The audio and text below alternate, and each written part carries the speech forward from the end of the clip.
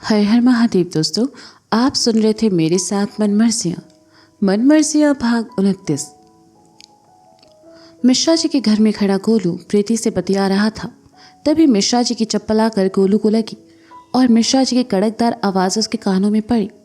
गोलू ने देखा कि कुछ दूर खड़े मिश्रा जी लगातार उसे घूर रहे हैं और गुड्डू ने भी ये देखकर हाथ खड़े कर दिए हैं। तो उसने धीरे से प्रीति से कहा, प्रीति जी आप जरा अंदर जाएंगे? कहा है ना, मर्दों के आपस के बीच की बात है। प्रीति मुस्कुराई और गोलू की तरफ झुककर धीरे से कहा, अंकल जी से चप्पल खाने की आदत गई नहीं आपकी गोलू जी। गोलू ने सुना तो बेचारा झेंप गया और प्रीति वहां से चली गई। प्रीति के जाते ही गोलू गुस्से में आ गया और मिश्रा जी की तरफ आकर कहा, अब क्या किए हम, जो आते हमारा स्वागत चप्पल से कर दे रहे हो आप? मिश्रा जी गोलू पर गुस्सा थे, ऊपर से गोलू उनसे जबान लड़ा रहा था। ये देखकर उन्होंने गोलू को धर लिया और 2-4 लात घुसे उसकी पीठ पर जड़कर कहा, एक तो काम की जगह पर दारू पीकर तमाशा किए, ऊपर से हमारी से जबान लड़ा रहे हो। किसने कहा हम दारू पिए हैं? गोलू ने भड़क कर कहा।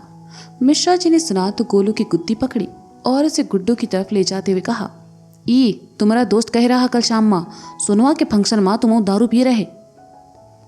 गोलू ने सुना तो खा जाने वाली नजरों से गुड्डू को देखा और मन ही मन कहा, गुड्डू भैया जितना ही करना था आपको। गोलू को चुप देखकर मिश्रा जी और खिंच गए और कहा, अब मुंह में दही जमा ले हो का? नहीं कोनो लाज शर्म बची है कि नहीं तुम्हारे अंदर? अरे जे सब रंगबाजी करनी ही है तो फिर काम धंधा बंद करो और निकल जाओ घर से बाहर, करो जी भर के रंगबाजी। हम अकेले थोड़े पिए थे, गुड्डू भैया ने भी तो ली थी थोड़ी सी हमारे साथ, लेकिन बिल हमारे नाम पर फाड़ दो। गोलू ने गुस्से से कहा। गुड्डू ने सुना तो हैरानी से कहा, अबे हमें कहीं फंसा रहे हो?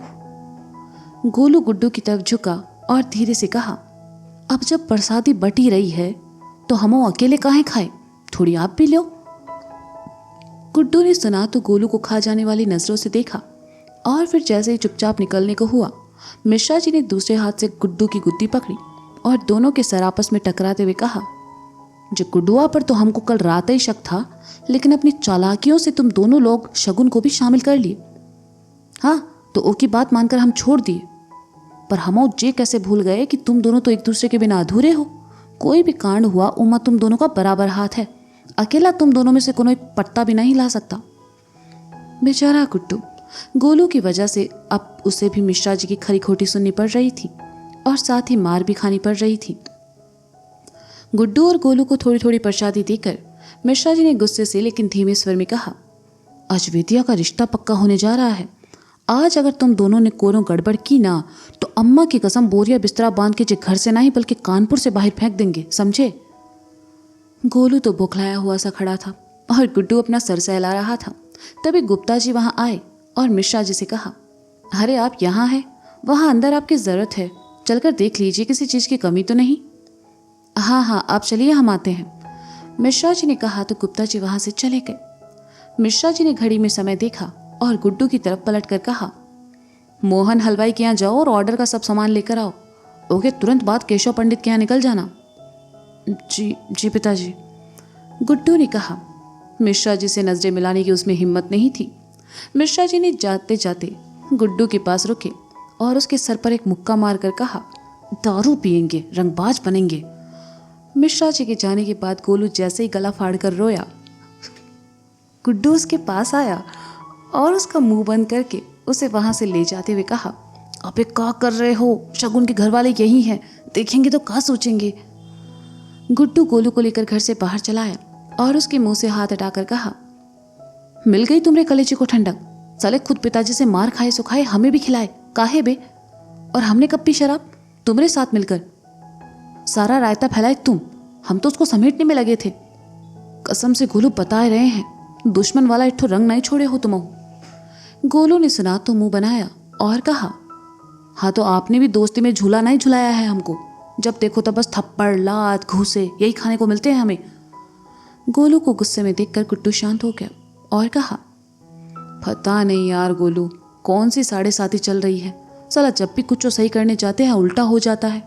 खैर छोड़ो, चलो बैठो, मोहन हलवाई के यहाँ चलते हैं। गुड्डू ने बाइक स्टार्ट करते हुए कहा, हम नहीं जाएंगे। गोलू ने बच्चों की तरह मुंह बनाकर कहा, गुड्डू ने गर्दन घुमाकर गोलू को देखा और कहा, चलो यार, पंडित के यहाँ से समोसे खिला देंगे। गोलू को कोई खाने का लालच दे और गोलू ना बिके, ऐसा भला कैसे हो सकता है। वह आकर गुड्डू के पीछे बैठा और कहा, सातवां इमरती भी खाएंगे, सुबह से एक ठो दाना नहीं गया है पेट में। गुड्डू ने सुना तो मुस्कुराया और बाइक आगे बढ़ा दी। घर के आंगन में सभी तैयारियां हो चुकी थी। बस केशव पंडित के आने की देर थी, जिससे वेदी और अमन को शगुन देकर रिश्ता पक्का कर दिया जाए। गुड्डू ने मोहन हलवाई के यहाँ से सब सामान तैयार करवाया और गोलू के साथ रिक्शा में भेज दिया। वह खुद केशव पंडित को लेने के लिए घर चला गया। केशव पंडित पहले से तैयार होकर घर के बाहर खड़े थे। गुड्डू ने उन्हें साथ लिया और अपने घर चला आया। पंडित जी को आंगन में छोड़कर गुड्डू खुद अपने कमरे में चला गया। जल्दी जल्दी नहाया और तैयार होकर बाहर आ गया। आंगन में सभी लोग बैठे थे। वेदी ने बहुत ही सुंदर साड़ी पहनी थी और बाकी दिनों के बजाय आज वह कुछ ज़्यादा ही प्यारी लग रही थी। मिश्रा जी ने गुप्ता जी और शर्मा जी के घर वालों को भी बुलाया था और साथ ही मोहल्ले से कुछ औरतें भी चली आई जो कि मंगल गीत गा रही थी। गोलू गुप्ता जी से बचता फिर रहा था, इसलिए कभी इधर जाता कभी उधर जाता, बस गुप्ता जी के सामने नहीं आ रहा था। सभी रस्मों के बाद केशव पंडित ने मिश्रा जी और गुप्ता जी से शगुन का थाल बदलने को कहा और साथ ही दोनों बच्चों को शगुन देने को कहा। मिश्रा जी और विनोद चाचा ने थाल बदले और फिर मिश्रा जी ने नारियल और कुछ रुपए अमन को देकर तिलक किया, तो वहीं विनोद चाचा ने वेदी को शगुन का सामान और कपड़े दिए। सभी के चेहरे खुशी से चमक रहे थे। मिश्रा जी ने लवली और गुड्डू से अपने पास आने का इशारा किया और फिर बड़ा भाई होने के नाते पहले लवली के हाथों अमन का तिलक करवाया और फिर गुड्डू के हाथों। लवली का मन खुशी से भर उठा। मिश्रा जी उसे इस घर में कितनी अहमियत दे रहे थे। उसने अमन का तिलक किया, उसे शगुन दिया और फिर साइड में चला आया। गुड्डू ने भी वही किया और फिर दूसरे खाम देखने लगा। शर्मा जी जब से आए थे अपने मुंह पर रुमाल लगाकर बैठे थे। बगल में बैठे गुप्ता जी ने देखा तो उनकी तरफ झुककर कहा, का बात है वे शर्मा, मुंह काहे छुपाए हो, कोनो कांड कर दिए का?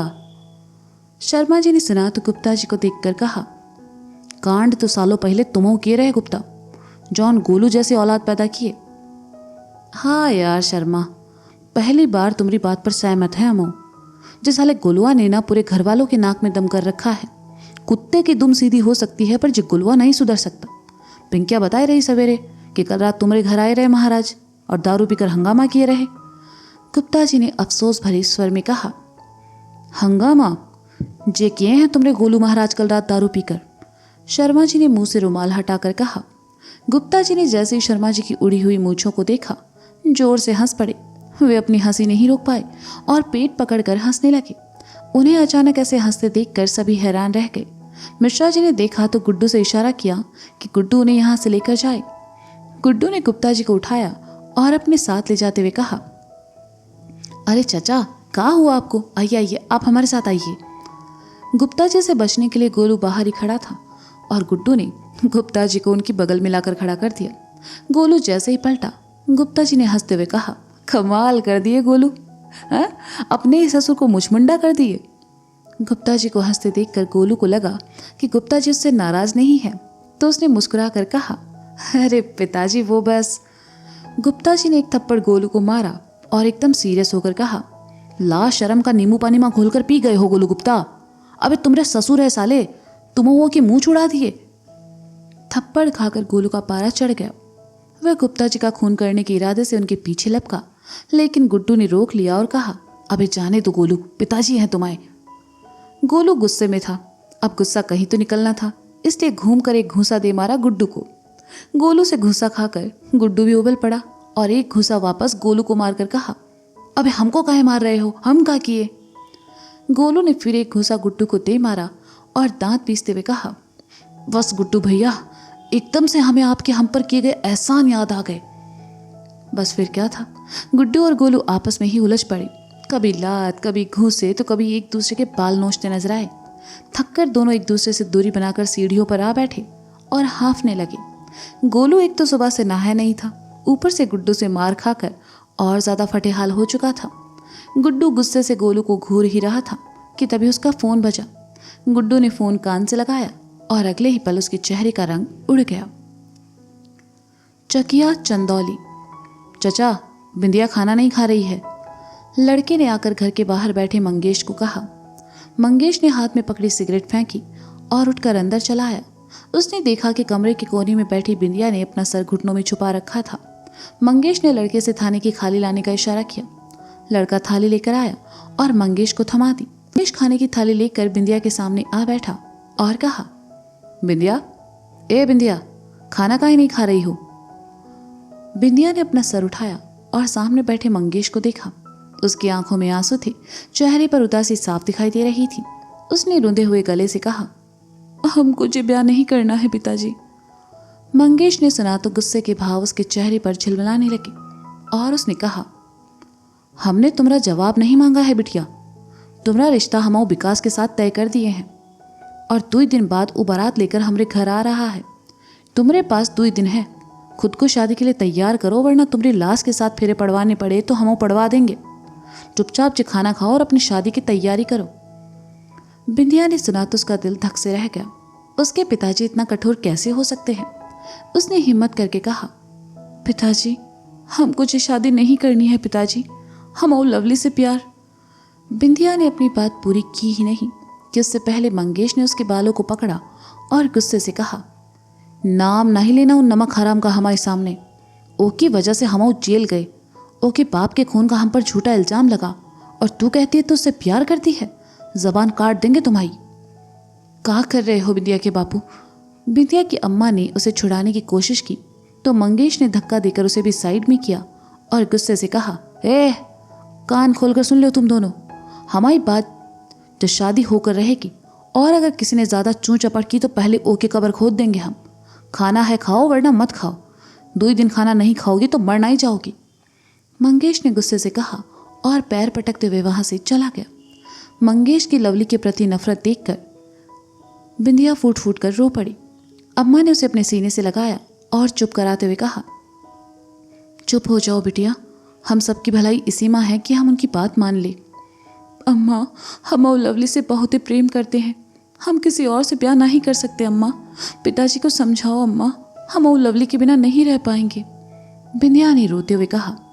अम्मा ने उसका सर सहलाया और कहा, बिटिया, अगर लवली को सच में तुमसे प्रेम होता तो कहूँ तुमको यहाँ छोड़कर कानपुर जाता।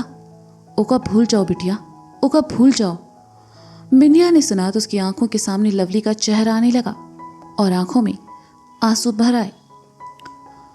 तो दोस्तों, ये था मनमर्जियाँ भाग 29। इसका अगला भाग आप जल्द ही सुनेंगे मेरे साथ। तब तक के लिए शुक्रिया, बाय बाय, अपना ख्याल रखिए और हाँ, सुनते रहें मनमर्जियाँ मेरे साथ। Bye bye.